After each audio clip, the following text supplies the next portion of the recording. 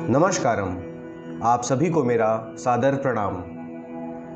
अज्ञान क्या है, इसके निर्धारण के लिए तथा इसकी समझ को सरल एवं सुगम बनाने के लिए आचार्यवर ने इन श्लोकों में आत्मा और शरीर के कई उदाहरण लिए हैं। इसी क्रम में 19वें श्लोक में आचार्य ने लिखा है कि आत्मा ज्ञानमयः पुण्यो देहो मांसमयो शुचिः तयोरैक्यं प्रपश्यन्ति किमज्ञानमतः परम। सदा की तरह सबसे पहले आइए इस श्लोक के कुछ कठिन शब्दों से परिचित हो लें। ज्ञानमयः यानी ऑल कॉन्शियसनेस अर्थात पूर्ण चेतन। मांसमयः यानी ऑल फ्लैश अर्थात मांस से बना हुआ। अशुचि ही यानी इम्प्योर अर्थात अशुद्ध या अपवित्र।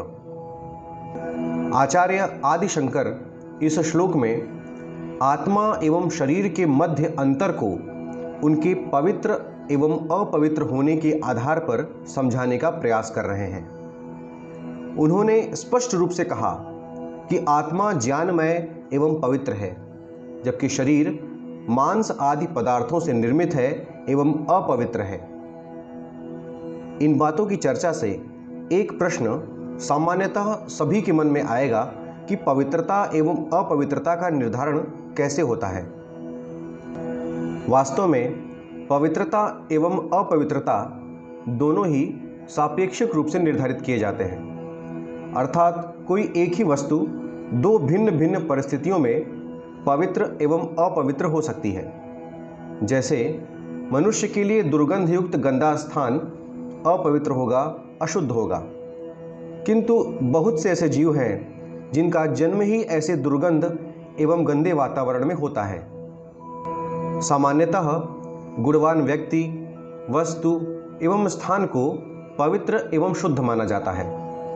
यह भी पवित्रता की एक अवधारणा है, किंतु और अधिक गहनता से विचार करने पर यह बात समझ में आएगी कि कोई भी वस्तु, व्यक्ति अथवा स्थान जिसमें भी गुण उपस्थित हैं, उसमें अन्य प्रकार के अवगुण भी होते हैं। यह सृष्टि 3 गुणों से बनी है, जिन्हें सत, रज एवं तम कहा जाता है। कहने का तात्पर्य है कि किसी के भी संदर्भ में पवित्र अथवा अपवित्र, शुद्ध या अशुद्ध होने का विषय पूर्णतः सापेक्षिक है, रिलेटिव है, क्योंकि त्रिगुणों द्वारा बनी इस सृष्टि में कोई भी पदार्थ न ही पूर्णतः गुणी है और न ही पूर्णतः अवगुणी, neither absolutely pure nor impure. इसलिए दूसरे अर्थों में निर्विवाद रूप से वही पवित्र एवं शुद्ध माना जाएगा जो गुणों एवं अवगुणों दोनों से ही परे हो, या जिसे अपनी पवित्रता सिद्ध करने की आवश्यकता ही ना हो। इस प्रकार की लक्षण किसी भी भौतिक पदार्थ में उपस्थित नहीं हो सकते। अर्थात भौतिक जगत में सभी पदार्थों की पवित्रता एवं अपवित्रता हमारे अपने दृष्टिकोण एवं उनके अनुप्रयोगों पर आधारित है।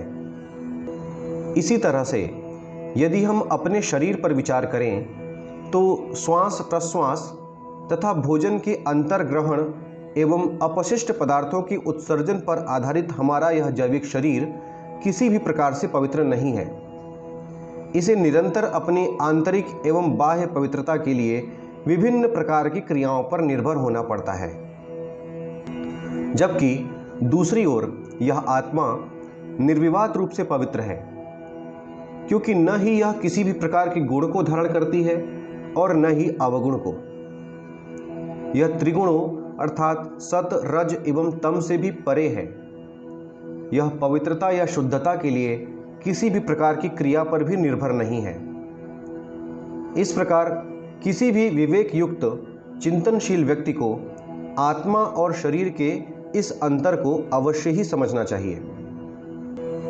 आइए अब इस श्लोक के अर्थ को जानते हैं। इस श्लोक का अर्थ है कि आत्मा पूर्ण चेतन है एवं पवित्र है, जबकि शरीर मांस आदि पदार्थों से निर्मित है एवं अपवित्र है।